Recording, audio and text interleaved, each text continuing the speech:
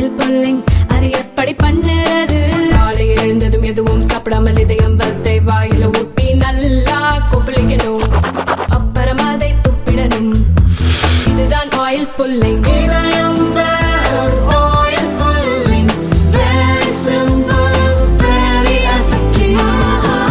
Tiruppur export transporters association பாத்தீங்கன்னா இது ஒரு சில வரி ஏய்ப்பை பத்தி தான் நம்ம இப்ப பேச வரோம். தூத்துக்குடியிலிருந்து வர்ற இம்போர்ட் கண்டெய்னர்ஸ் டீலோட் பண்றதுக்கோசரம் திருப்பூருக்கோ கோயம்புத்தூர் ஈரோடு இந்த பக்கம் வர்ற வண்டியில டாக்ஸ் எக்ஸம்ஷன்ல வர கண்டெய்னர்ஸ் திருப்பி டீலோட் பண்ணி எடுத்துட்டு போறது சமாச்சாரம். அது திருப்பி எம்டியா தான் போகணும். டாக்ஸ் வைலேஷன் பண்ணி கவர்மெண்ட்டுக்கு வருவாய் இழப்பு கிட்டத்தட்ட மாசத்துக்கு 1 கோடி வரைக்கும் கூட வைலேஷன் நடக்குது.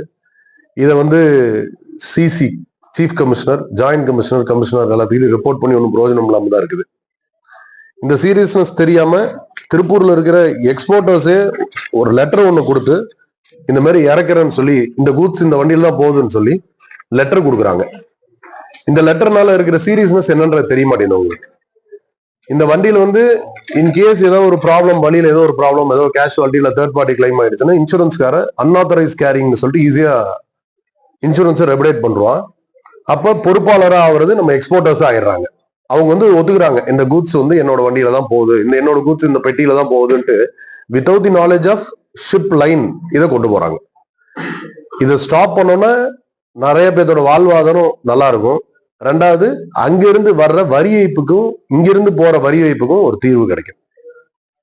ஏன்னா 79/2004 ரெகுலேட் பண்ணிட்டாங்க 8ல.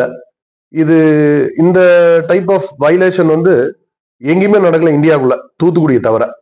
திருப்பூர்ல தான் அது மேல மூல காரணமா பண்ணிட்டு இருக்கிறாங்க.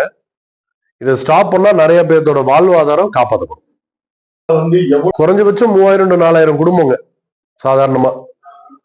இது பாத்தீங்கன்னா வரி ஏய்ப்புன்னு பாத்தீங்கன்னா கவர்மெண்ட் சைடு பாத்தீங்கன்னா மினிமம் 2 to 3 கோடி ரூபாய் மாசம் மினிமம் சொல்றேன். இது நிறையவே இருக்கலாம். ஏன்னா கரூர், கோயம்புத்தூர், திருப்பூர் இந்த சர்க்கிள் மட்டும்தான் நான் சொல்றேன். அதே மினிமம் 2 to 3 கோடி ரூபாய் தாண்டலாம். இது எல்லாமே தெரியுங்க. இப்ப பாத்தீங்கன்னா சிஎஃப்எஸ்லயே டீலோட் பண்றதுக்கு பணம் வாங்கி டீலோட் பண்ற மாதிரி பண்றாங்க. ஏற்கனவே ஒரு வாய்மொழி உத்தரவு ஒரு 2 monthsக்கு முன்னாடி பிறப்பிச்சு இந்த டைப் ஆஃப் கண்டெய்னர்ஸ் பாண்டட் வேர் ஹவுஸ்ல இறக்கக்கூடாதுன்னு சொல்லி ஸ்ட்ரிக்டா ஆர்டர் பண்ணி வெஹிக்கிளையும் டீடைன் பண்ணாங்க. ஆனா அது நடைமுறையில ஒரு 15 to 20 நாள் தான் நடத்தப்பட்டது. அதுக்கப்புறம் பணம் வாங்கிட்டு திருப்பி ஒரு பெரிய மாஃபியாவே கிரியேட் ஆகி பணம் வாங்கிட்டு எல்லாம் பண்ணிட்டு இருக்காங்க.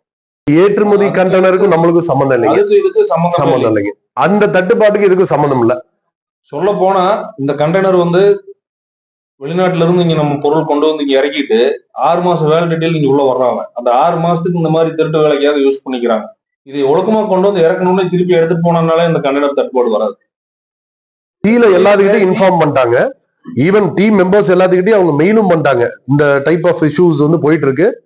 நாளைக்கு ஏதோ ஒரு நேச்சுரல் கிளம்பி ஒண்ணும் இல்லை, ஒரு வண்டி போய் ஃபயர் ஆயிடுது வழியில, அந்த கூட்ஸுக்கு காப்பீடு கிடைக்காதுங்க.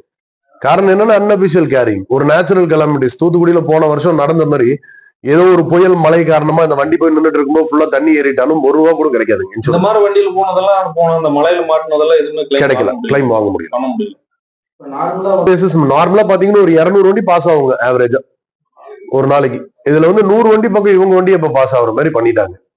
100 வண்டிகள் இந்த மாதிரி வரி ஏய்ப்புல பண்ணி எடுத்துட்டு போற மாதிரி 100 வண்டி. கரூர் டிஸ்ட்ரிக்ட் பாத்தீங்கன்னா ரொம்ப மோசங்க. அங்க வண்டி ஃபிளீட் ஓனர்ஸ்ன்றதே இல்லாத ஆயிட்டாங்க. இப்ப பூராவே இந்த ஸ்டஃபிங் கண்டெய்னர் யூஸ் பண்ணி எல்லாம் லோட் பண்ணி கிட்டத்தட்ட குறைஞ்ச வாடகைக்கு, சும்மா போற வண்டி தானே அப்படின்னு சொல்லி குறைஞ்ச வாடகைக்கு ஏத்தி வண்டிகளே இல்ல. கரூர்ல கிட்டத்தட்ட வண்டிகளே எல்லாமே அழிஞ்சு போச்சு. திருப்பி எடுத்துட்டு வர்றது, திருப்பி போகும்போது திருப்பி கூட்ஸ் ஏத்திட்டு போறதுனால சீப்பான வாடகைக்கு போய்க்கிறாங்க. அதோட சீரியஸ்னஸ் யாருக்கும் தெரிய மாட்டேங்குது. கோடிக்கணக்கான ரூபா முதல் உள்ள போகுது. ஆனா இதுல அந்த 2000 3000 பார்த்து இந்த மாதிரி வண்டியில ஏத்திட்டு போகும்போது ஏதோ ஒரு பாதிப்பு வரும்போது இத்தனை நாள் சம்பாரிச்சது விடுற மாதிரி ஆயிடும். கூட்ஸுக்கு இன்சூரன்ஸ் பண்ணியிருந்தாலும் இந்த டைப் கண்டெய்னர்ஸ்ல ஏத்திட்டு போகும்போது ஷிப்லைனோட நாலேஜ் இல்லாம எடுத்துட்டு போறாங்க. ரெண்டாவது வரி ஏய்ப்புங்க. அங்கிருந்து வரும்போது டாக்ஸ் எக்ஸம்ஷன்ல வருது. இந்த பாண்ட் ப்ராரம் பாத்தீங்கன்னா டாக்ஸ் எக்ஸம்ஷன் கொடுக்குறோம். எங்க இருந்துன்னா ஃப்ரம் சிஎஃப்எஸ் டு பார்ட்டி பிளேஸ்க்கு இறக்கிட்டு திருப்பி டு பி ரிட்டர்ன் எம்டி யார்டுக்கு அப்படிதான். அதனாலதான் டாக்ஸுக்கு அவன் பர்மிஷன் கொடுக்குறான். டாக்ஸ் இல்லாம வருது வரும்போது. இன்கேஸ் இங்க இருந்து திருப்பி அது இம்போர்ட்டுக்கோ எக்ஸ்போர்ட்டுக்கோ திருப்பி யூஸ் பண்ற மாதிரி இருந்ததுன்னா அந்த ப்ராப்பர் ஷிப்லைன் கிட்ட பர்மிஷன் வாங்கி அவன் ஷிப்லைன்கார வந்ததுக்கும் டாக்ஸ் கட்டி போனதுக்கும் டாக்ஸ் கட்டிட்டு இந்த கூட்ஸை பாண்ட் கிரியேட் ஆனதுக்கு அப்புறம் எடுக்கணும்.